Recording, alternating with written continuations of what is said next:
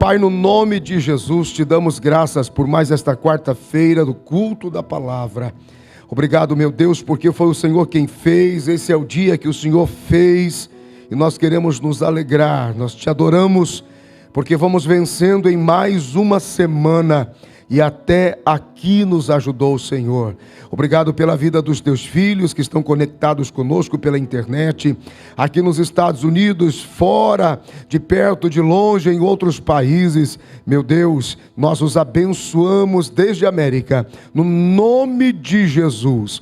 Declaro que a casa será cheia da revelação da tua palavra. Os teus filhos se encontrarão contigo nas santas letras das tuas escrituras. Senhor, revela-nos o Espírito que está por trás das letras. Levanta o rosto dos teus filhos, traz ânimo e esperança. Senhor, acrescenta-lhes a fé. Obrigado por aqueles que se tornaram membros virtuais deste ministério e nos acompanham, meu Deus. Eu os abençoo agora, no nome de Jesus. Fica conosco para a glória de Deus. Amém. Amém, graças a Deus. Queridos, Deus abençoe a sua vida, que Deus abençoe a sua casa, que Deus abençoe a sua família. Mais uma quarta-feira, culto da palavra, e nós estamos estudando o livro do Apocalipse. Tem sido uma experiência incrível. Se você ainda não viu, não assistiu às primeiras ministrações, você tem que voltar aí nas mídias sociais da igreja, para que você possa desfrutar desse tempo. Está sendo assim muito especial. Se você puder agora aí na sua casa, através das suas mídias sociais, você que está no Facebook, na fanpage, você que está no YouTube, compartilhe esse link. Compartilhe esse link com os seus seguidores, com os seus amigos, com a sua família, porque quando isso se torna viralizado, né? Quando isso fica relevante na rede, porque muita gente viu, muita gente compartilhou, o alcance é maior, tá bom? Deus te abençoe no nome de Jesus. Antes, porém, eu quero que você abra comigo aí a sua Bíblia.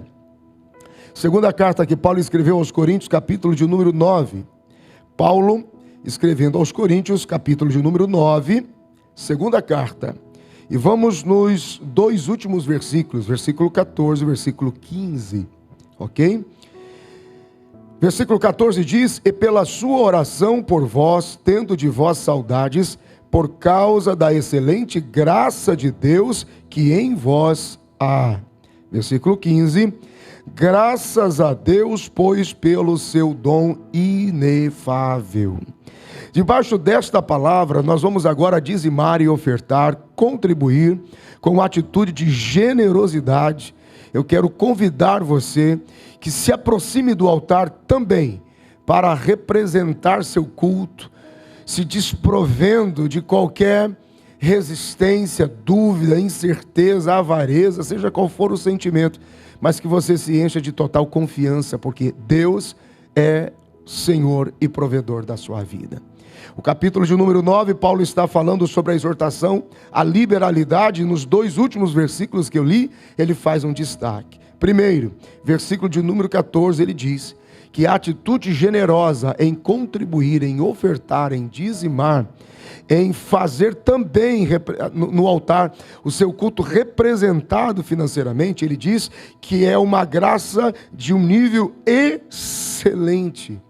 É uma demonstração de que a graça de Deus se tornou excelente, efetiva.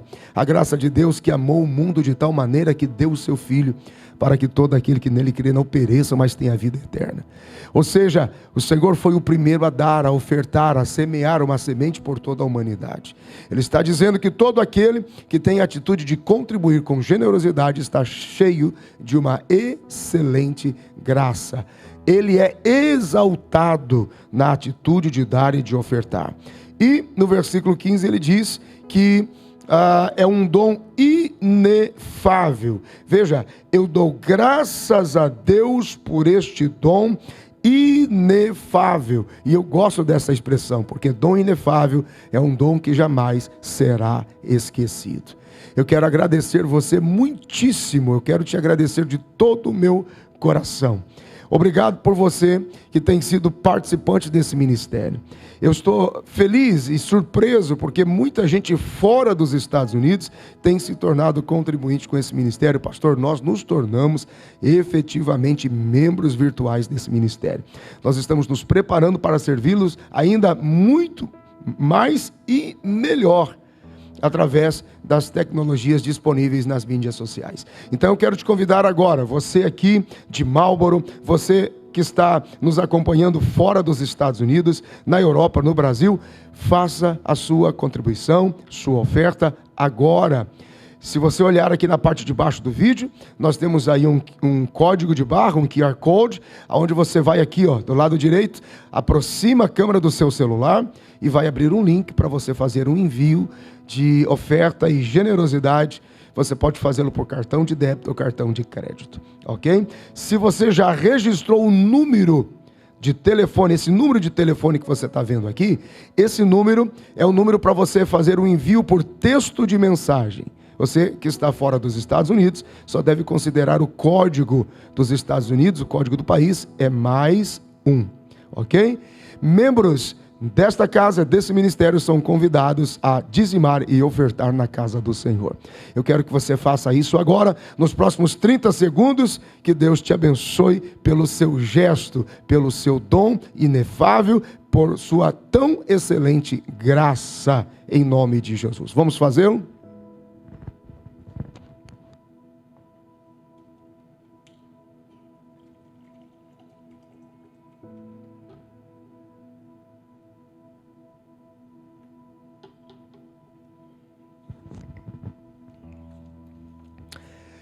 Graças a Deus, que bom, quero te agradecer mais uma vez, nós estamos conseguindo ir cada vez mais longe, especialmente na obra missionária. Eu não vejo a hora de que essa pandemia termine, os aeroportos possam estar abertos, e nós queremos visitar imediatamente os nossos projetos missionários no Haiti, Guiné-Bissau, em Nepal, Paquistão e em Moçambique. Estas são as nossas frentes missionárias. Se você estiver aí na fanpage, no YouTube, você pode procurar aí, você vai encontrar o vídeo do nosso último relatório missionário. Tem sido assim apaixonante cuidar destas famílias. A sua contribuição, a sua oferta torna isso possível. Amém? Vamos à palavra de Deus.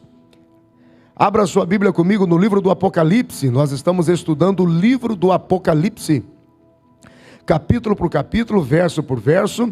E hoje, capítulo de número 1, e eu quero que você vá no verso de número 12, ok? Livro do Apocalipse, capítulo de número 1, versículo de número 12. Vamos ler? Prepare aí sua Bíblia, tome caneta e papel, abra sua Bíblia, estude com a sua família, chame a atenção aí da esposa, do esposo, dos filhos. Olha, vamos estudar a Bíblia agora, ok? Vamos lá? Versículo 12: E virei-me para ver a voz que falava comigo, e virando-me, vi 7 castiçais de ouro, e no meio dos 7 castiçais, um semelhante ao Filho do Homem, vestido até os pés de uma roupa comprida, e cingido pelos peitos com um cinto de ouro. E a sua cabeça e cabelos eram brancos como a lã branca, como a neve, e os seus olhos como chama de fogo. E os seus pés semelhantes a latão reluzente, como se tivessem sido refinados numa fornalha, e a sua voz como voz de muitas águas. E ele tinha na sua destra 7 estrelas, e da sua boca saía uma espada aguda de 2 fios, e o seu rosto era como o sol quando na sua força resplandece. Vamos aqui, eu acredito que até o 16 a gente consegue trabalhar. Vamos lá. Queridos, nós paramos na semana passada no versículo de número 11. A visão de João está ganhando uma proporção sobrenatural. João está conversando até o momento com um ser espiritual sobrenatural que ele ainda não identificou. João ainda não sabe com quem ele está falando efetivamente. Ele só vai descobrir com quem ele está falando no versículo 17. Então João está sendo envolvido em uma expectação. E há também um desespero, um pânico tomando conta de João. João não procurou essa visão, ele não procurou essa revelação em Patmos. Ele foi absorvido por ela. Foi a vontade de Deus, foi o querer de Deus, foi a divindade, foi o discurso da divindade que o envolveu.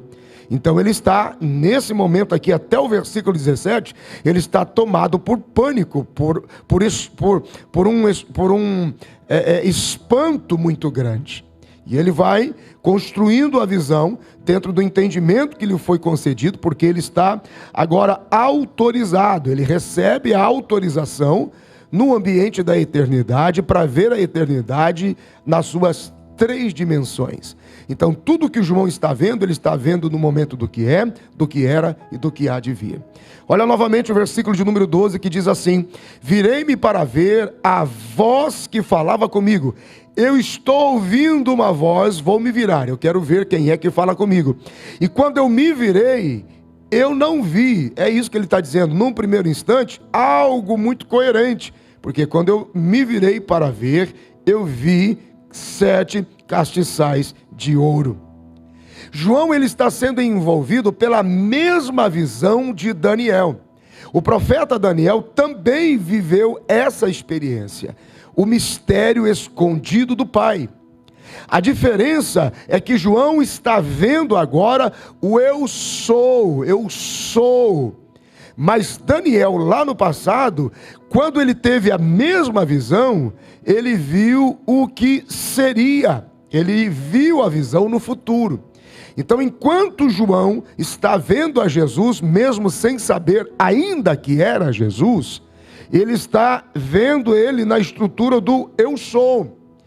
E Daniel, lá atrás, capítulo de número 9, capítulo de número 10, ele teve a visão na estrutura do que ele viria a ser ainda.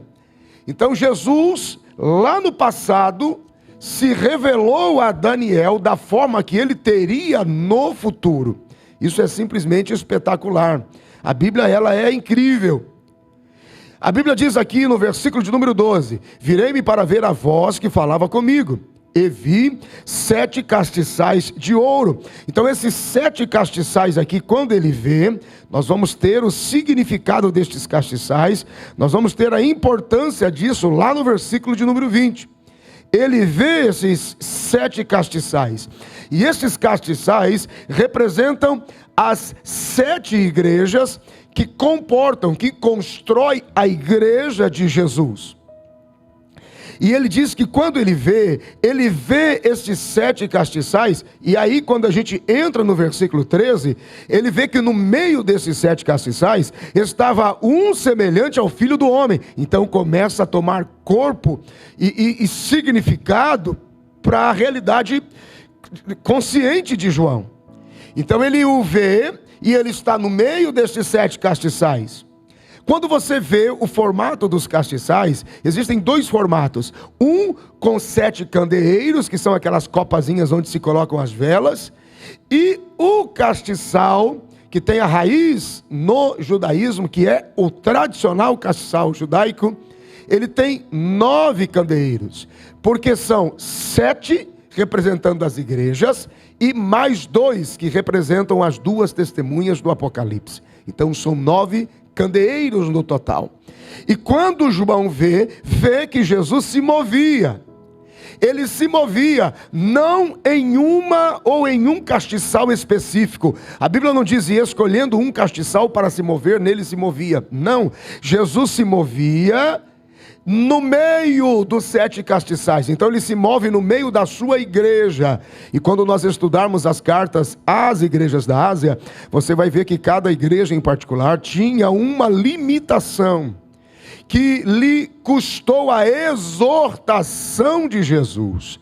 Mas mesmo assim, cada uma das igrejas que no conjunto formam a igreja, Jesus se movia no meio dela. Ou seja, não importa a limitação. Jesus, ele se move no meio da sua igreja, que se organiza hoje pelo conhecido, ou nós costumeiramente chamamos de ministérios. O ministério da igreja A, o ministério da igreja B. Então tem a igreja do ministério do louvor. Tem a igreja que se sobressai no ministério da palavra. Tem a igreja que se sobressai no ministério da obra social. Tem a igreja que se sobressai no ministério da obra acadêmica, por exemplo. Tem igreja que, bom, enfim. São ministérios que se movem cada um na sua habilidade, especialidade, propósito e visão. Com qualidades e aspectos não tão qualificados assim, com limitações, mas Jesus se move no meio da sua igreja. Ele se move no meio da sua igreja. Vamos continuar somando o versículo 13 agora. Nós temos o 12, vamos para o 13. E no meio dos 7 castiçais havia um semelhante ao Filho do Homem, vestido até os pés de uma roupa comprida, cingido pelos peitos com um cinto de ouro. Aleluia! Jesus, ele habita no meio da sua igreja. E quando João vê um semelhante ao Filho do Homem, é a capacidade de Jesus, é a força, o poder, a autoridade de Jesus que foi dada, que foi conquistada para elevar o homem e reposicioná-lo, trazendo-o de volta à sua posição original. Quando João vê, ele não diz assim: estou vendo um anjo, um mega anjo, um super anjo. Ele disse: peraí, será que é isso mesmo que eu estou vendo? Eu estou vendo alguém semelhante ao Filho dos homens, ou ao Filho do homem. Então isso chama atenção para a humanidade. João está dizendo: espera, é isso que eu estou vendo? Porque Jesus elevou o homem. Ele levou a natureza humana, ele o devolveu. Jesus trouxe a natureza humana de volta à sua posição original. Abra sua Bíblia comigo um pouquinho, se você pode, lá no Salmos de número 8. Veja o que a Bíblia diz, Salmos de número 8. Vamos ler a Bíblia e você vai poder ampliar a perspectiva do entendimento dessa elevação. Olha isso, olha o que a Bíblia diz. Salmo de número 8. Ó Senhor, Senhor nosso, quão admirável é o teu nome em toda a terra, pois puseste a tua glória sobre os céus. Tu ordenaste força da boca das crianças e dos homens que mamam, ou das crianças que mamam, por causa dos teus inimigos, para fazer calar o inimigo e o vingador. Quando veio os teus céus, obra dos teus dedos, a lua e as estrelas que preparaste, que é o homem mortal para que te lembres dele, e o filho do homem para que o visites, pois pouco menor o fizeste do que os anjos, e de glória e de honra o coroaste. Fazes com que ele tenha domínio sobre as obras das tuas mãos, tudo puseste debaixo de seus pés. Aleluia! Todas as ovelhas e bois, assim como os animais do campo, as aves dos céus e os peixes do mar, tudo que passa pelas veredas dos mares. Ó Senhor, Senhor nosso, quão admirável é o teu nome sobre a terra. Glorificado seja o nome de Jesus. João está vendo essa honra restaurada, essa honra reconciliada, essa trajetória de retorno à posição original que Deus sempre preparou, que Deus estabeleceu para que o homem estivesse. O livro do Apocalipse, no capítulo 1, versículo de número 13, ele está bem próximo da proposta da revelação que João experimentou no Evangelho de Mateus, no capítulo 17, no versículo de número 2. A diferença é que lá em Mateus 17, capítulo 2, no momento da transfiguração que João participou, que João esteve lá no Tabor, ele teve uma revelação de Cristo, ele teve uma revelação a respeito de Cristo, mas aqui em Apocalipse 1 e 13 agora, ele está tendo a revelação do Cristo que coexistia antes de todas as coisas.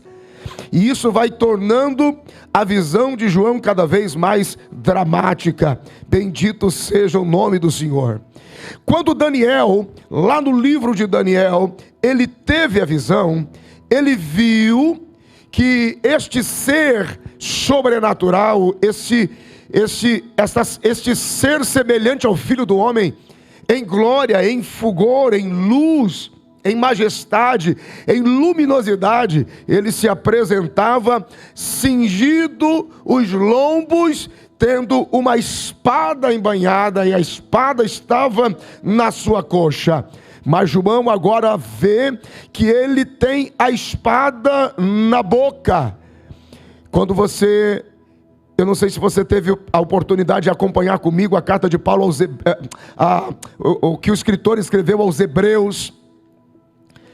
E nós vivemos assim uma experiência muito forte quando entendemos o caminho de Jesus para entrar no tabernáculo celestial, levando o cálice com seu sangue, para ordenar então que fosse removido o primeiro e estabelecido o segundo. O sangue de Jesus falava agora mais alto, clamava mais forte que o sangue de Abel. Quando Jesus entra no tabernáculo celestial, ele enfrenta a espada do Éden. Essa espada o traspassou. E agora ela sai pela boca. Apesar da visão forte, se você quiser imaginar isso alegoricamente, você pode imaginar alguém com uma espada traspassada saindo pela boca. Mas é a espada do Espírito. Então, diferente do que alguns imaginam, Jesus não está com a espada na mão, como quem vem para uma peleja. Nesse instante aqui, não estamos sendo levados à ideia de uma batalha, mas João o vê com uma espada na boca, que dá a ideia de juízo e tribunal. Diferente de como Daniel o viu já em posição de futuro, em realidade do que seria. João estava vendo o que era, e Daniel teve a oportunidade de vê-lo antes do seu nascimento. Vamos ampliar esse entendimento pela palavra de Deus. Abre a Bíblia comigo no livro do profeta Daniel. Dá uma olhadinha, livro do profeta Daniel, e encontra o capítulo de número 10 primeiro. Vamos ampliar esse entendimento aqui. Daniel, capítulo de número 10, versículo de número 5. Dá uma olhadinha o que a Bíblia diz. E levantei os meus olhos, e olhei, e eis um homem vestido de linho, e os seus lombos cingidos com ouro fino de Ufaz. Agora vamos ampliar esse versículo aqui no entendimento dos Salmos.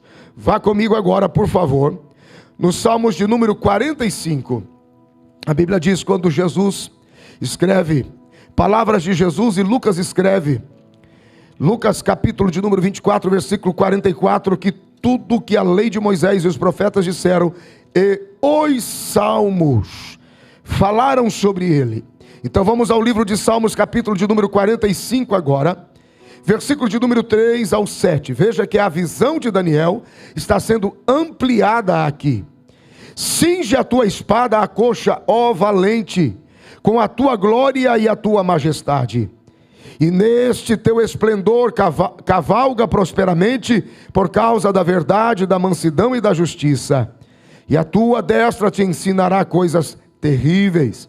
As tuas flechas são agudas no coração dos inimigos do rei, e por elas os povos caíram debaixo de ti.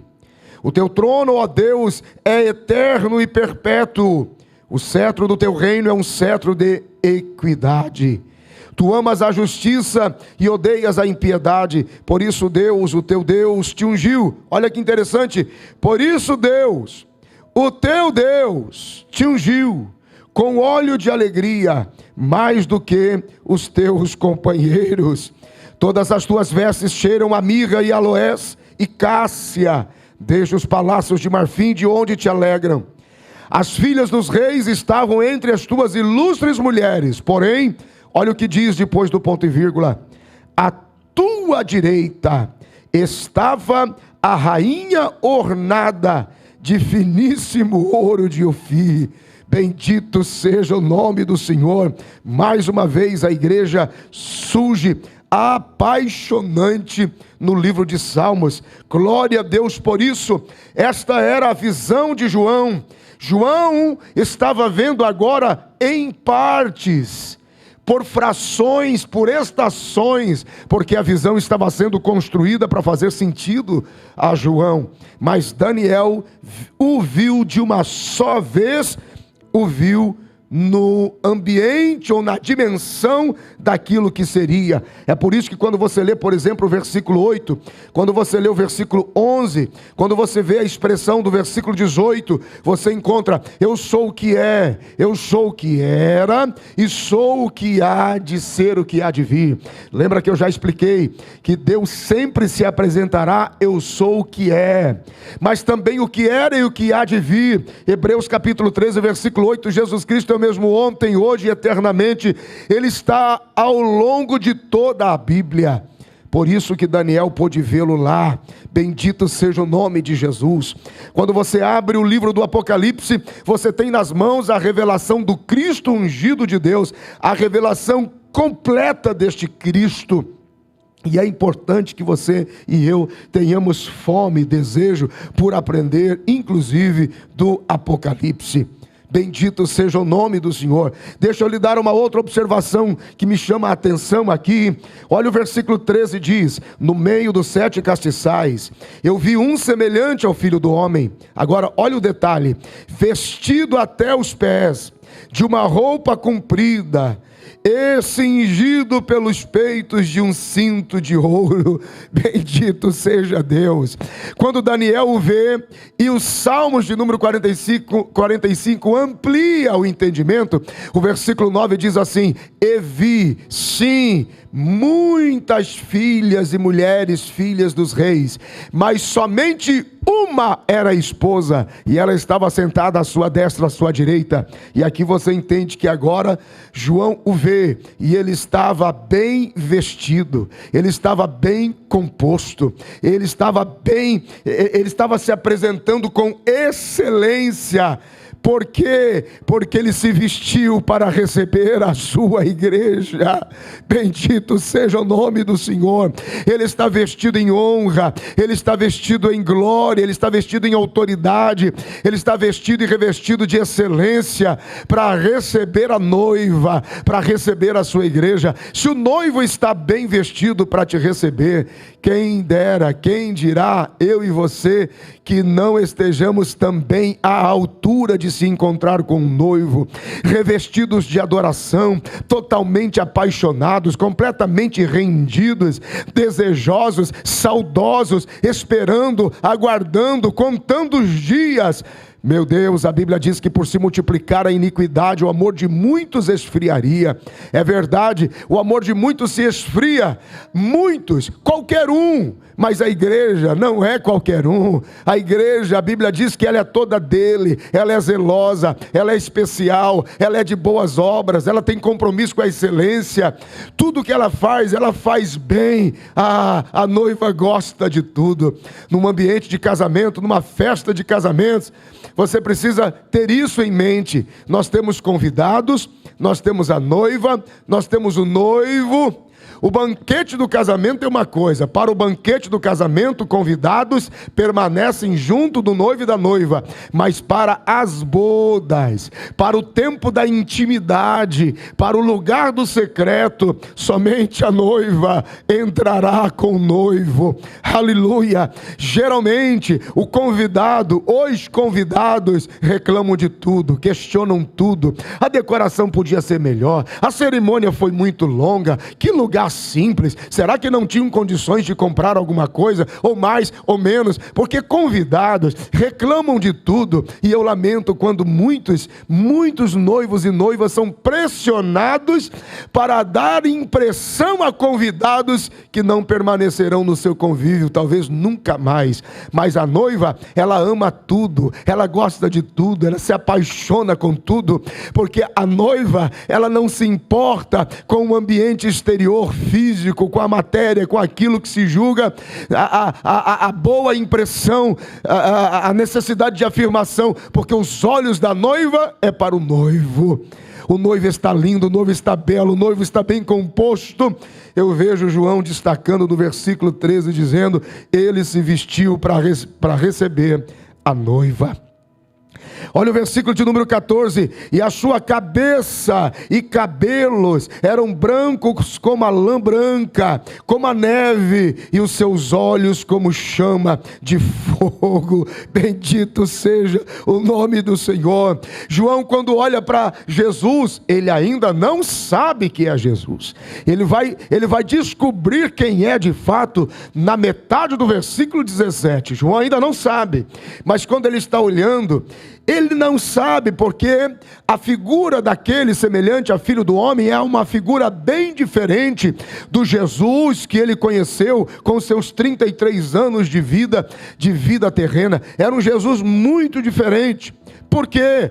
Porque agora João estava vendo Jesus na sua forma natural, como ele realmente era. Jesus não se tornou Jesus, ou não tornou-se Deus no momento em que ele apareceu na sua vida terrena como verbo encarnado. Não, a Bíblia diz que ele já coexistia. Antes de todas as coisas ele já era. Aleluia. João agora está vendo ele no seu estado natural. E a Bíblia diz o seguinte, olha: os seus olhos são como chamas de fogo. João está chamando a atenção para o seu olhar justo, para o seu olhar santo, para o seu olhar santificador. Olha o que ele está dizendo aqui, ó: eu vejo um semelhante ao Filho do Homem. Ele está se revelando como homem, porém está vestido ou revestido de honra e autoridade, e há um cinto de ouro que o cobre, porque fala do seu sacerdócio e da sua realeza. Ele está representando o seu reino no mais alto nível de excelência e autoridade. Olha o que mais que ele está dizendo no versículo de número 14: a sua cabeça, ele diz: eu vejo a sua cabeça e cabelos que eram brancos como a lã branca, revelando a sua experiência de coexistência e também apontando para a natureza da sua paternidade na eternidade.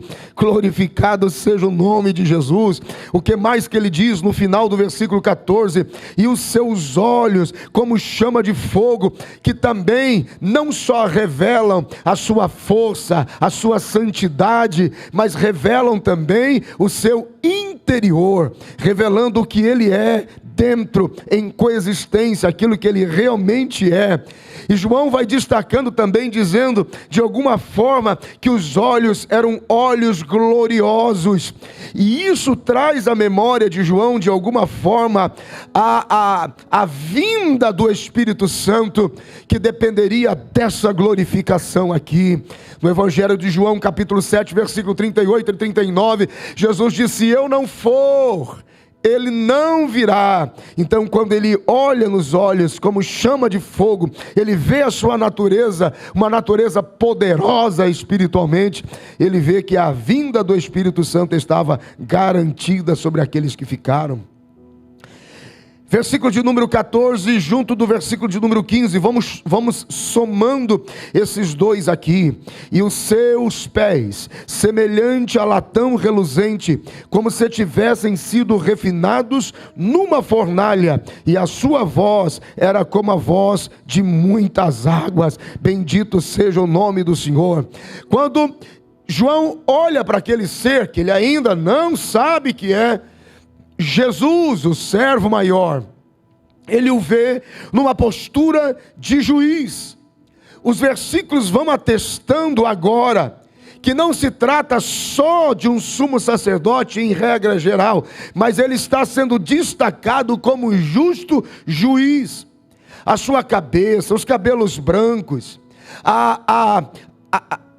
o branco como a lã branca, como a neve, os seus olhos, isso aponta para a sua qualidade como juiz. Juiz que vai julgar agora a igreja no seu tribunal, não para a condenação, mas para a coroação, para a recompensa. Aí aqui começa junto da igreja. Então, segundo essa mensagem aqui de João, segundo estas palavras aqui, a luz, a clareza, o brancor, a brancura, a candura, a aponta para a soberania de um juiz que julga retamente. Glorificado seja o nome do Senhor, bendito seja o nome do Senhor.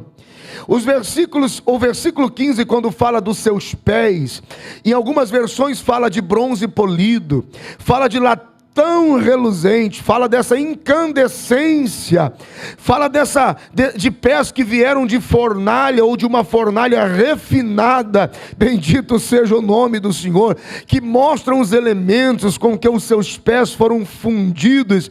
Fala que ele tem um caminhar, e ele tem um pisar, um posicionar dos seus pés, que tem poder de juiz, poder para declarar ao inimigo: você está vencido, porque me foi dado todo o poder no céu e na terra. Oh, glorificado seja o nome do Senhor. Ainda os seus pés, versículo 15, semelhantes a latão reluzente. Em algumas versões também diz, como bronze incandescente. Bendito seja o nome do Senhor. Significa que os pés como bronze incandescente, como latão reluzente, aquecido no fogo, aquecido na fornalha. São pés com autoridade para pisar sobre o inimigo vencido e dizer: você está derrotado. E aonde esses pés pisam, viram cinzas. Oh, glorificado seja o nome de Jesus. Aonde os seus pés pisam, aonde os seus pés tocam, tudo que era pecado, tudo que era erro, tudo que era obra do inimigo se torna cinzas. O versículo 15 ainda fala da sua voz.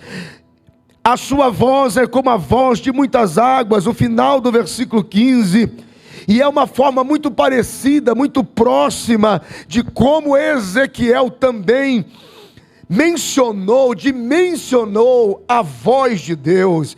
Olha comigo um pouquinho no livro do profeta Ezequiel, se você puder, só para nós ampliarmos esse entendimento pela Bíblia. Livro do profeta Ezequiel, capítulo de número 1, o primeiro capítulo, e você encontra o verso de número 24. Olha lá comigo para você ver. E andando eles, ouvi o ruído das suas asas, como o ruído de muitas águas, como a voz do Onipotente, um tumulto como o estrépito de um exército. Parando eles, abaixavam as suas asas. Avança um pouquinho mais ainda no livro do profeta Ezequiel, agora no capítulo 43 de Ezequiel. Avança um pouquinho. A voz de Deus, que agora era também a voz daquele que João estava vendo, como um semelhante ao Filho do Homem, vai se compondo a visão, e ele em breve vai descobrir quem era.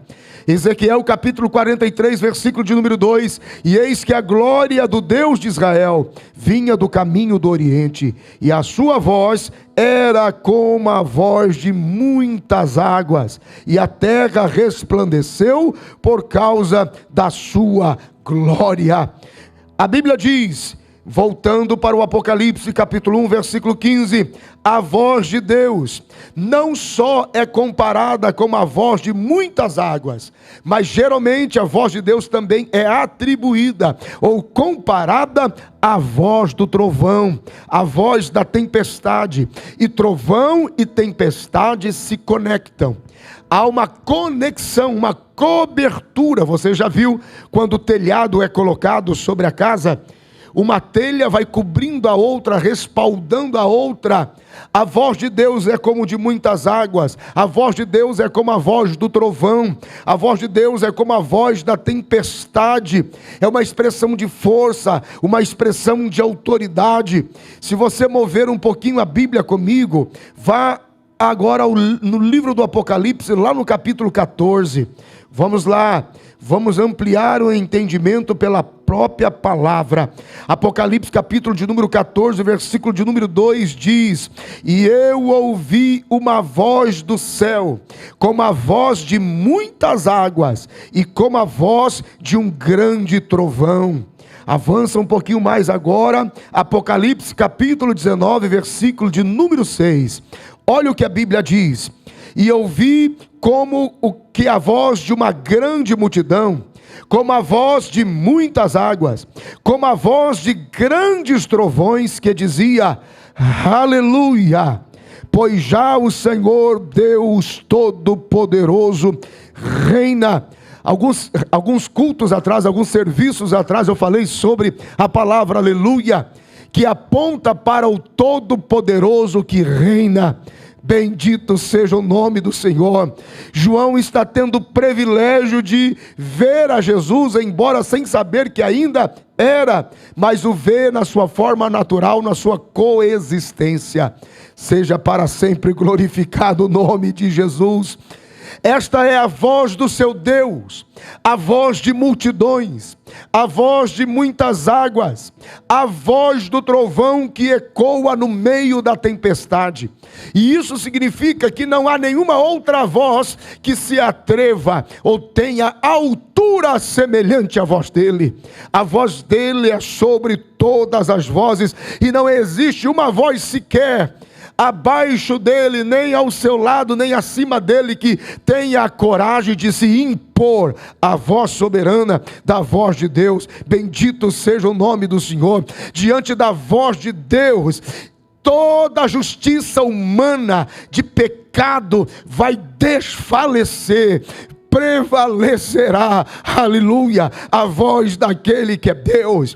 Esta voz, como a voz de multidões, esta voz, como a voz de muitas águas, esta voz, como a voz do trovão, é ele que detém a palavra de ordem última sobre tudo, inclusive sobre a situação que você pode estar passando agora. Oh, bendito seja o nome do Senhor. Você está entendendo isso, irmão? Glorifique a Deus. Diga alguma coisa aí na sua casa. Deixe alguém perceber que você está entendendo a palavra, que a palavra está inspirando você, que a palavra está gerando vida em você. Diga aleluia aí na sua casa. Deixe que alguém veja você glorificar o Deus que você serve. Escreva aí nos comentários da rede social, diga glória a Deus. Esse é o Deus que eu sirvo, esse é o Deus que eu creio, esse é o Deus que está comigo. Aleluia, glorificado seja o nome de Jesus. E então vamos concluir no versículo 16, olha lá: e ele tinha na sua destra 7 estrelas, e da sua boca saía uma espada aguda de 2 fios, e o seu rosto era como o sol, quando na sua força resplandece. Queridos, quando nós estudamos a carta aos Hebreus, que está disponível nas mídias sociais da igreja e também no meu canal pessoal, nós falamos sobre esta espada, que é a espada do Espírito, a palavra de juízo do Senhor. Hebreus capítulo 4, versículo de número 12, você vai lá e você vai se lembrar. A Bíblia diz que João viu que esta espada saía da sua boca, e não é um chamado à guerra, não é um chamado à batalha, não é uma transposição para um campo de batalha, mas sim, nós estamos sendo conduzidos, João está sendo conduzido à visão de um tribunal. É um ambiente de juízo, é um ambiente de julgamento, é um ambiente onde a sentença seria proferida. E esta sentença, uma vez proferida, não haveria contestação, porque estava saindo da boca que tem a voz de multidão, a voz de muitas águas, a voz de trovão. Estas 7 estrelas aqui representam os anjos das 7 igrejas. Agora, olha uma observação interessante. Aonde estas 7 estrelas estavam? Olha o versículo 16. E tinha na destra, e ele tinha na sua mão direita 7 estrelas. Estas 7 estrelas são as 7 igrejas, ainda que na sua limitação em particular, cada igreja estava na mão direita, estava na mão de Deus. Agora você precisa entender quem são. Aí o versículo 27, o versículo 20 vem. O mistério das 7 estrelas que viste na minha mão direita e dos 7 castiçais de ouro as 7 estrelas são os 7 anjos das 7 igrejas. Então escute aqui, isso é bastante interessante. Jesus tem nas mãos as 7 estrelas.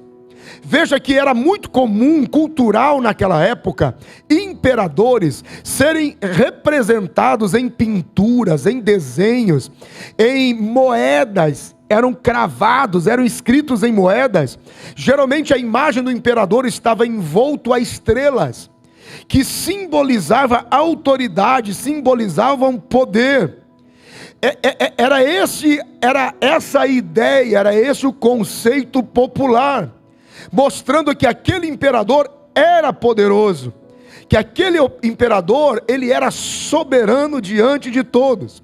Só que a mesma crença difundida sobre a força do imperador e sua soberania, que era revelada ou representada em estrelas, também esta mesma força popular dizia que quando esse imperador morria, a sua força morria, a sua soberania acabava, a sua soberania deixava de existir. Mas quando João vê um semelhante ao Filho do Homem, e ele vê que ele tem nas mãos 7 estrelas, ele vê que aquele soberano é diferente de todos os outros, porque ele morreu e ressuscitou, e na sua soberania, na sua força, no seu poder, ele continua com autoridade, aleluia. Então ele olha e diz: este é muito poderoso e soberano, porque as estrelas estão na sua mão. Bendito seja o nome de Jesus. Sim, João estava percebendo que ele estava vendo um que era maior do que todos, um que era Rei dos reis, Senhor dos senhores, soberano dos soberanos, porque as estrelas ali estavam. Bendito seja o nome do Senhor. E a Bíblia diz que brilhava, e brilhava como o sol, na sua força, no seu poder. Sol na Bíblia fala de vitória. A noite passou, as trevas se dissiparam, a escuridão se foi e o sol chegou. O sol está brilhando, um novo dia, um novo tempo, uma nova era, uma nova época. Ah, meu Deus do céu, é um novo tempo. E o sol que João viu, ou o brilho semelhante do sol que João viu, era forte, estava na sua força maior, estava na sua força mais resplandecente, como o sol do meio-dia. Glorificado seja o nome do Senhor. Significa que a mensagem para João era: eu venci em grande, ousada, soberana, poderosa vitória. Bendito seja o nome do Senhor. E ele está no meio do candeeiro, e agora esse personagem luminoso diz que tudo o que pertence a ele, tudo que ele conquistou, brilha como ele. Ah, meu Deus! A Bíblia diz: a sua igreja está com ele, e ela vai brilhar como ele, porque tudo que ele conquistou é direito nosso, é direito da igreja. Ah, pelo amor de Deus, dê um glória a Deus aí dentro da sua casa. Olhe para os seus filhos e diz: toda a glória e toda a luz de Jesus está com a gente, é nossa, nos pertence, para a glória de Deus. Amém, amém, amém, graças a Deus. Que coisa linda. Vamos orar, deixa eu orar por você. Pai, no nome de Jesus, debaixo desta palavra, nós te adoramos, glorificamos o teu nome, exaltamos o teu nome, declaramos que o Senhor vive, que o Senhor reina, que o Senhor está revestido de majestade, que o Senhor está em vitória. Tu és o soberano dos soberanos. O Senhor caminha e se move no meio da sua igreja, e não importa as nossas limitações, o Senhor se move no meio da sua igreja. Ao Senhor a honra, a Ele a glória, a Ele o louvor, a Ele a majestade para sempre. Senhor, obrigado, porque eu declaro esta casa que me ouve cheia da tua glória agora. Eu declaro esta casa que me ouve cheia cheio da tua presença agora, e debaixo desta palavra, lança fora o medo mais uma vez, lança fora o temor, lança fora o pânico, lança fora o tremor, lança fora a ansiedade agora, porque nós temos um Deus que morreu e ressuscitou, e é acima de todos, em nome de Jesus, agora, amém, amém, amém, e graças a Deus. Oh, presença gloriosa, presença de Jesus. Comente aí nas redes sociais, comente aí, diga, abra o seu coração do que você está recebendo, compartilhe esse vídeo com o maior número de pessoas. Vamos aprender a boa, genuína, agradável, saudável palavra de Deus. Amém? Glória a Deus. Muito obrigado por esse tempo que passamos juntos. Semana que vem, na quarta-feira, nós retornamos no culto da palavra. Não perca, eu conto com você aí, online também, Bíblia aberta, caneta e papel, anotando tudo. Fique atento às nossas redes sociais, inscreva-se no canal do YouTube. Você precisa dar um like, começar a seguir a página da igreja, porque sempre que tiver novidade, a mídia social ela vai te informar. Tem que acionar as notificações, enfim, tudo isso ou mais, ok? Deus te abençoe, obrigado pelo carinho, que o Senhor te abençoe e te guarde, que Ele levante o rosto dele sobre você, que Ele tenha misericórdia de você, que o Senhor sobre você levante o rosto e guarde você em paz. Deus te abençoe, até a próxima semana.